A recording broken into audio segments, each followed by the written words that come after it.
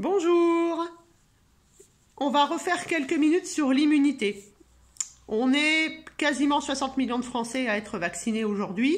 Cependant, on voit qu'il y a de nouveau une vague et surtout que finalement le vaccin, ça fonctionne mais pas si bien que ça. Et je voulais vous expliquer un petit peu pourquoi, surtout vous donner des conseils pour comment faire. En fait, le vaccin, ça vous permet d'être en contact avec le virus, donc de donner une information à votre immunité adaptative. Pour ça, je vous laisse retourner voir la vidéo sur l'immunité. Maintenant, il faut que votre immunité soit au taquet, fonctionne très bien, soit surtout en équilibre pour pouvoir agir correctement sur tout ce qui va rentrer dans votre corps. Évidemment, on parle de ce qui se promène depuis 2 ans, mais ça peut être n'importe quelle bactérie, n'importe quel virus, n'importe quel champignon, n'importe quel parasite.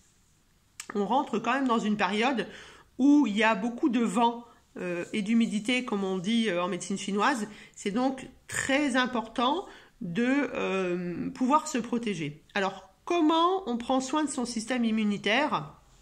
Premièrement, évidemment, l'alimentation. Une alimentation qu'il va falloir digérer et assimiler. Vous pouvez avoir la meilleure des alimentations qui existent. Si vous avez un système digestif qui ne fonctionne pas correctement, eh bien, ça ne servira à rien. On fait des chèques en blanc, entre guillemets. Évidemment qu'on essaye de manger du local, de saison, de cuisiner à la maison, de ne pas faire trop cuire, etc., etc. Tout ça, vous le savez déjà.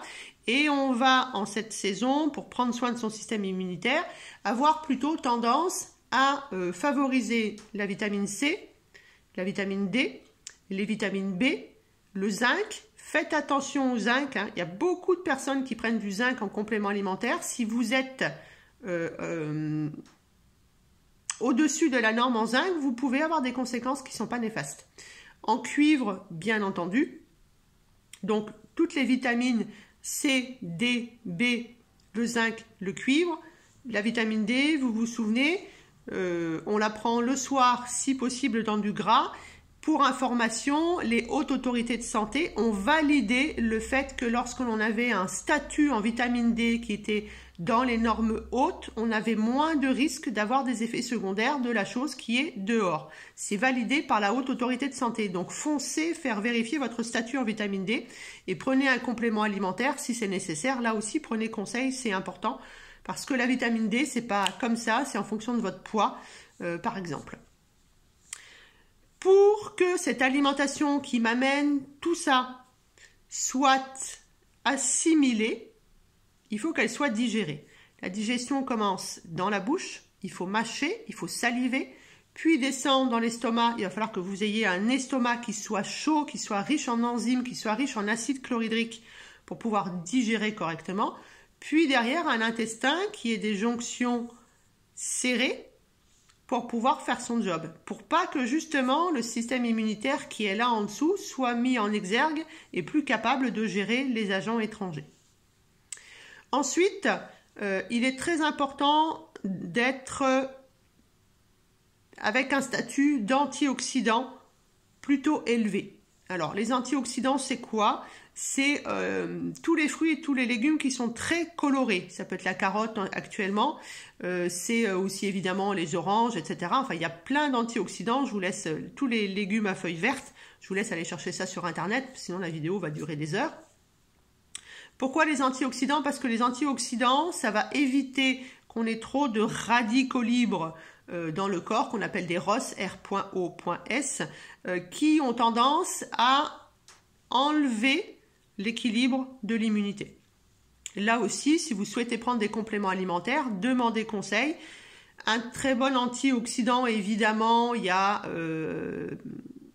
la zéolite, il y a la phycocyanine, et puis on peut très bien penser aussi à la NAC, N.A, c'est la N-acétylcystéine, qui est le précurseur du glutathion, ou alors on peut penser au glutathion aussi. Mais vous pouvez l'avoir dans l'alimentation si vous avez un système digestif qui marche très bien. Ensuite, il va falloir faire attention à quelque chose de très important qui est bien trop présent dans notre monde aujourd'hui, c'est le stress. Parce que lorsque l'on est en stress, on sécrète du cortisol. Et cette hormone corticostéroïdienne, qu'est-ce qu'elle fait? Elle diminue l'immunité. Donc, vous mangez très bien, vous avez une bonne digestion, vous prenez pourquoi pas peut-être des compléments alimentaires, vous êtes vacciné mais vous êtes stressé en permanence. Votre système immunitaire ne marche pas. Et donc, vous revenez à zéro. Évidemment, un bon sommeil, bien entendu, puisque c'est pendant le sommeil que le corps se régénère. Et je rajoute, comme toujours, une petite activité physique, puisqu'il va falloir respirer, augmenter la pompe avec le diaphragme et faire que la circulation du sang se passe correctement, puisque le but, c'est d'amener correctement à manger à toutes vos cellules, et notamment aux cellules immunitaires. Voilà, c'était juste ça, dans la belle lumière. Prenez soin de vous, à bientôt.